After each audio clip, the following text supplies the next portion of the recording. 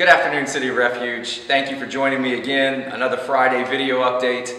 It's been a busy week, and God has continued to be faithful and gracious and kind to us. And so I'm just excited to share with you the things that are on my heart and the things that are going on over these next few weeks. I'll go ahead and start with the thing that probably most of us are thinking about and talking about and have been asking about, and that is reopening. As many, if not all of you know, Governor Murphy, he lightened the restrictions this week, both for indoor and outdoor gatherings.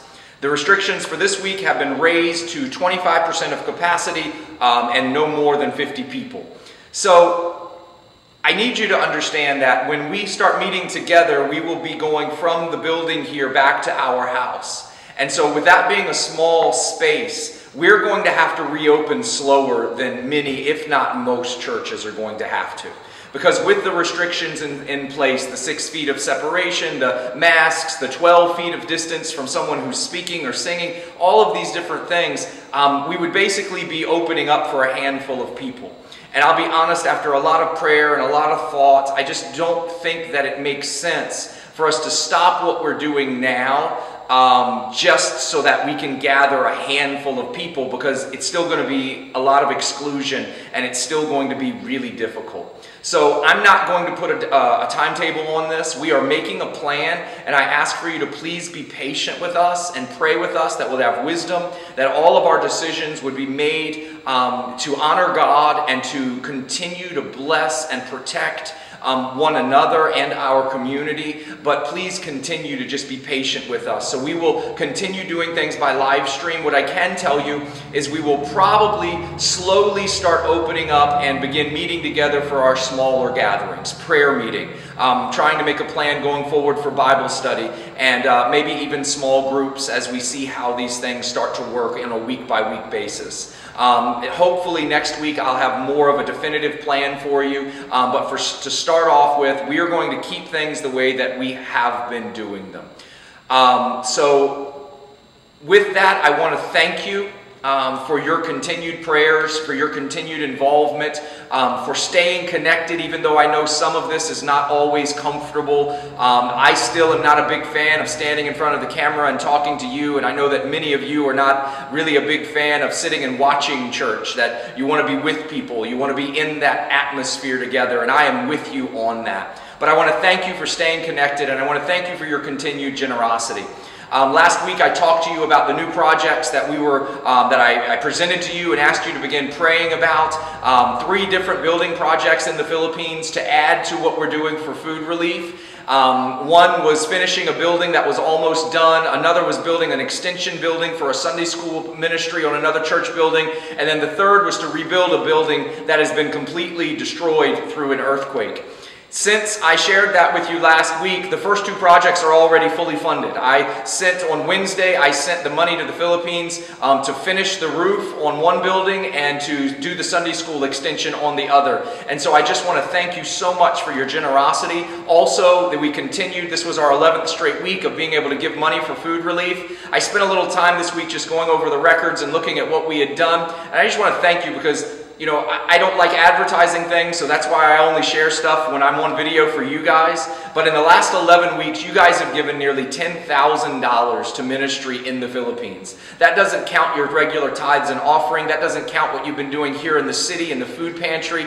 Thank you so much for your generosity. And what I can tell you from the reports that I'm getting is literally there are hundreds of families and thousands of people that are eating meals because of your generosity. There are people that are being saved. There are people that are hearing the gospel. There are churches that are working together. There are pastors that are having their strength renewed and their zeal renewed. You are answering. God is using you to answer prayers from hungry people, from scared and anxious people, and you have been the answer to their prayers for sustenance. And so I thank you for your giving. I thank you for your generosity. I thank you for not letting our uncertainty keep you from sowing into places and people that were in need. with that, we will continue to give. And so we still have the one project that there is some funding that started for it, if you would like to give for it. The third project is the rebuilding of a church that was destroyed in an earthquake some months ago. We need between $1,000 and $2,000 to help with that project. So if God moves your heart, there is no gift too small. And we will just continue to add up what we have and what we can so that we can get that church built. So with reopening being a while away and generosity continuing, this Sunday at 10 o'clock, we will continue having our morning worship, our weekly Sunday worship here on Facebook Live. We'll be meeting here in the building at 10 o'clock. We'd love to have you join us. I will continue in our study of the book of John. We'll be in John chapter 17, and we will be talking about the beginning of Jesus' prayer, where he takes the first 5 verses to pray for himself. And we're just going to talk about that prayer, and there's a piece of that prayer where Jesus talks about asking the Father to restore the glory that he had with him before the world began. And there was this unequal trade that happened, where Jesus gave up his glory so that we could receive our redemption. It's unequal in that we've received so much more from him than he's ever asked from us. And so this Sunday, please join us as we go through John 17 and just begin talking about that trade and the unequalness of of what he's done for us versus what he asks of us, but also then how we're called to live like him and to make unequal trades, to give of ourselves and what God has given us for the good of those that have yet to know the goodness of God in their own lives. So that's Sunday. During the course of the week, next Wednesday, we will be having our next Zoom Bible study discussion. That'll be Revelation chapter 7, verses 1 through 8. We did the teaching this Wednesday. We'll do the discussion this coming Wednesday on Zoom. And that's all that's on our church schedule. There are other things going on in the community that we'll make you aware of. There are more peace rallies. There's going to be a march in Burlington next Friday. There are other things that are happening that we will be sure to let you know about and to share with you. As I finish today, I want to share a few verses with you from John chapter 1. There's just been this thought that's been on my mind over the last few weeks, but today it really started to materialize for me. And I just want to share a passage of Scripture with you. John chapter 1, beginning in verse 43. It says, "The next day Jesus decided to leave for Galilee. Finding Philip, he said to him, 'Follow me.' Philip, like Andrew and Peter, was from the town of Bethsaida.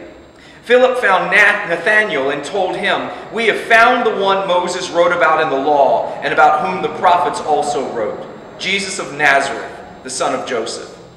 'Nazareth? Can anything good come from there?' Nathanael said. 'Come and see,' said Philip."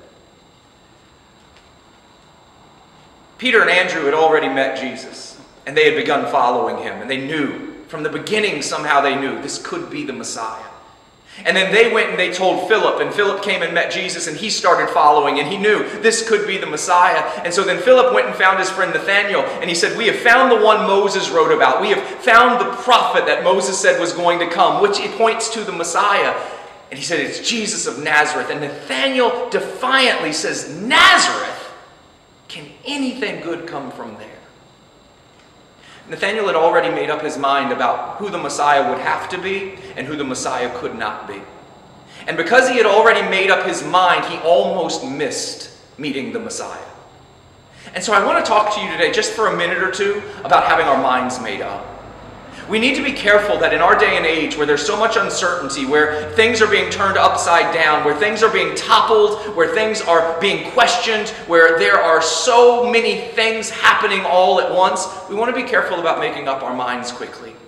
Because here's what I've told you since the first day we went into quarantine. I remember sharing this the first day, the first video, because I wanted to send an email, because you guys know me, I'd never made a video before, and I wanted to send an email, and David said, "No, this has to be a video," and that's where all of this started for us. But I remember telling you this, I have no question and I have no doubt, God is in this. And I'm going to tell you the same thing, however many weeks later we are. God is in this. God is at work. He is always working. And Jesus said he is working along with him. He is also working. And so what we're seeing happen in our community, what we're seeing happen in our nation, what we're seeing around the world, this is not the activity of Satan trying to distract us. This is the work of God trying to free us of our distractions. And so I want to encourage you today, don't make up your mind like Nathanael did. Don't decide that people that look a certain way or say a certain thing or move in a certain manner, that they are not the people that God is using. And if I could go ahead and just challenge you, since it's just you and me today, and so this isn't just open to the public, can I challenge you? Stop watching videos and start talking to your neighbors. Stop letting people you've never met tell you what's happening and start talking to the people around you and see what's happening in their lives. Seek first the kingdom of God and His righteousness, and let all those other things be allowed to come from God when God says that it's time for them to come. But we are in a day and we are in a season where this is our hour. This is our time. The doors are wide open to preach the gospel, to share the truth, to tear down strongholds, to stand up for justice and mercy and peace and righteousness, to stop trying to keep things as they have been and move toward things are meant to be. And so I want to encourage you, don't be like Nathaniel. Don't make up your mind before you know what you're talking about. Don't make up your mind until you've heard the whole truth. Don't make up your mind until Nathaniel did what Philip asked him. Come and see. See, thank God that Nathaniel was open-minded enough to decide that nothing good's coming from Nazareth, but I'll come along with you to see.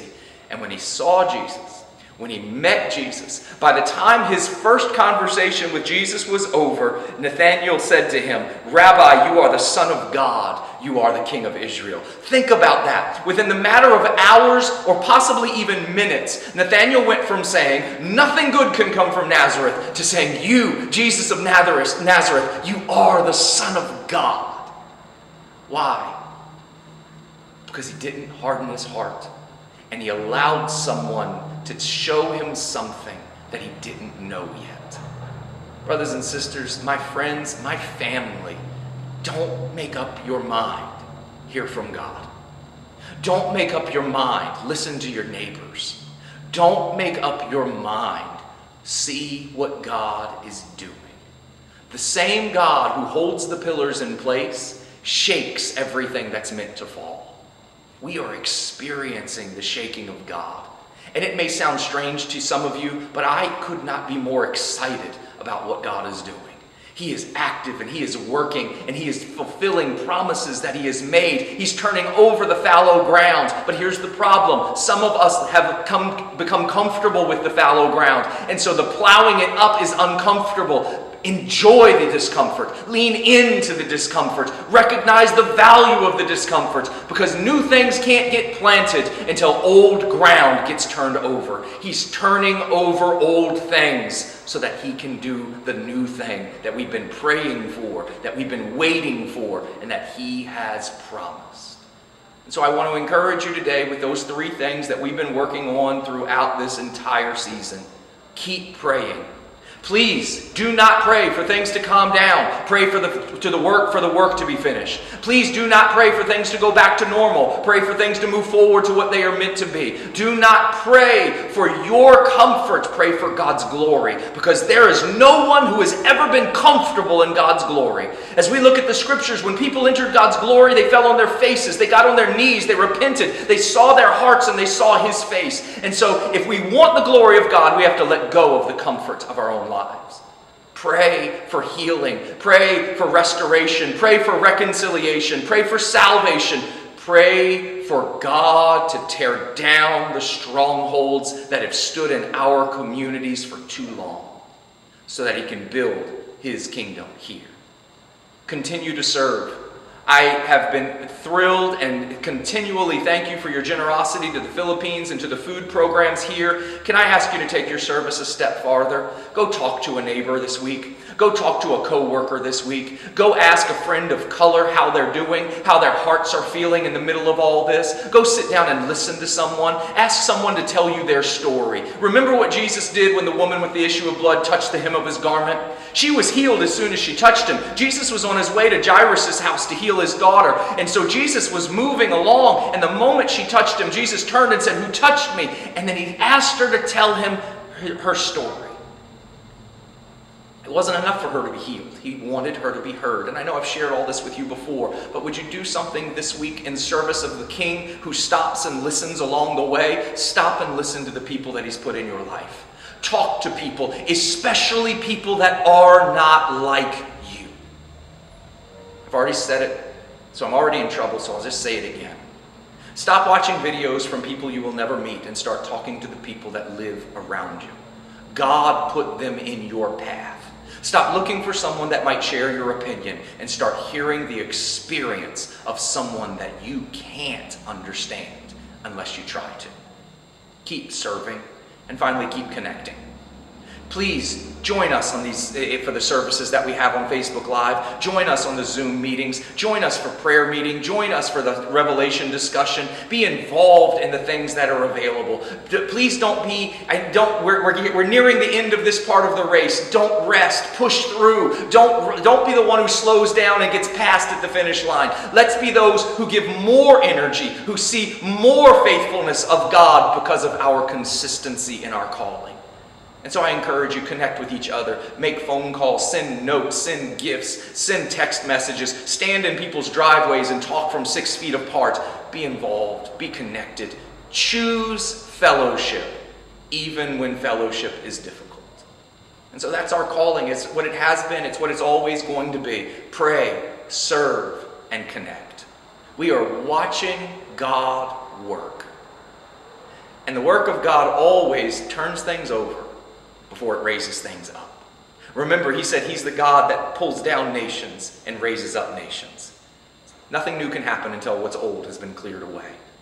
I encourage you, be involved in what God is doing.